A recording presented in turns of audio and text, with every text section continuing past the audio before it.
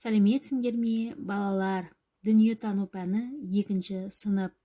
Сабақтың тақырыбы адам өмірінде табиғат жағдайының алатын орны. Осы сабақта қол жеткізілетін оқу мақсаттары ауа райының адам өмірі мен шаруашылық іс-әрекетіне оң және кері әсерін талдау. Балалар, осы ауа райына, табиғатқа байланысты халық болжамдары өте көп. Солардың айта кететін болсақ, мысалы, қарлығаш жоғары ұшса, күн жылы болады, ал төмен ұшса, жаңбыр жауады. Жаңбыр жауарда қарғалар у-да шу болады. Құс жүні үрпитсе, жаңбыр жауады. Шағала келсе, сең бұзылады. Жыл құсы қаптап келсе, көктем ерте келеді. Сендер де тағы да қандай халық болжамдарын білесіңдер? Айта отырыңдар, балалар. Психологиялық дайындық, кәне барлығымыз бірге отырып, мына өлең шумақтарын айтайық. Қазақстан, туған жер, сені қатты сүйемін, көлдер, таулар, даламды отаным деп білемін. Түрлі. Өйткені біздің еліміз ұлан ғайыр жерді алып жатыр. Қазақстанда жазық далалар да, ойпаттар да, таулар да бар. Балалар, алдарыңда Қазақстанның физикалық картасы берілген. Одан таулар мен жазықтарды, өзендер мен көлдерді көресіңдер. Олар қалай аталады және картада қандай түспен берілген?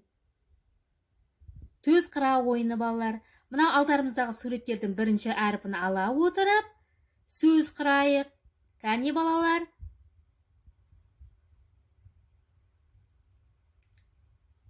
Тау, жарайсыңдар. Өте биік жерлерін тау деп атайды. Таулар алуан түрлі болады. Биік таулардың беткейі тік жарлы, қия болып келеді. Таулардың көбісінің шыңын қар басып, мұздық құрсап жатыр. Мұздықтардың пішіні әртүрлі болады. Кейбіреулері төменге қарай үшкірленіп бітсе, ал кейбіреулері шың басына киілген қалпақ тәрізді болады. Ауылдың сыртына шықсаңыз, төңірек айқын көрінеді. Кейбір жерлерде қырат та, тау да жоқ. Айнала теп-тегіс болады.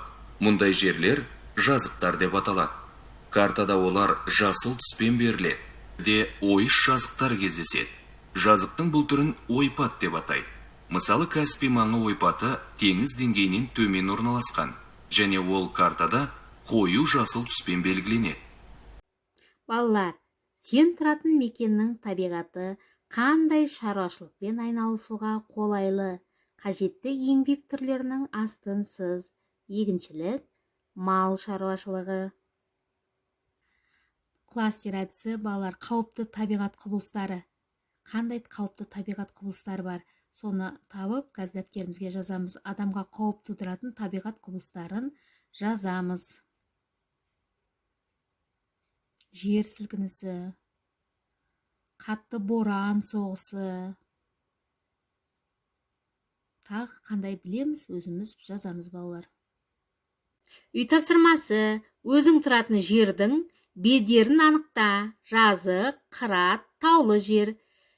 Өз мекеніңнің суретін салып келеміз, балалар, үйде. Балалар, енді бағалау терезесі. Маған бәрі де түсінікті. Мен есте сақтадым. Сұрақтар пайда болды. Түсінбедім деген күлегештерді маған WhatsApp желісіне жіберсеңіздер болады. Және де қандай сұрақтар сендерге түсініксіз болды, мен сендерге жауап беруге дайынмын.